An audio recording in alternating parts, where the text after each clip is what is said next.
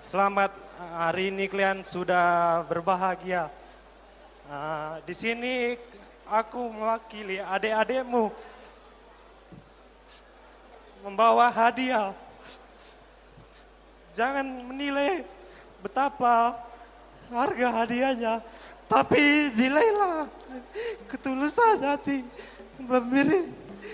Amin, amin. Hadiah ini adalah simbol tanda cinta, kasih sayang, dan dukungan kami kepada kakakku.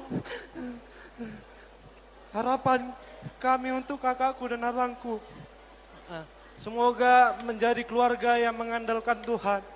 Amin. Keluarga yang saling mencintai dan mendukung. Sekali lagi selamat berbahagia untuk kakakku dan abang laikku. Ini hadiah. Ya, dibukakan sekalian.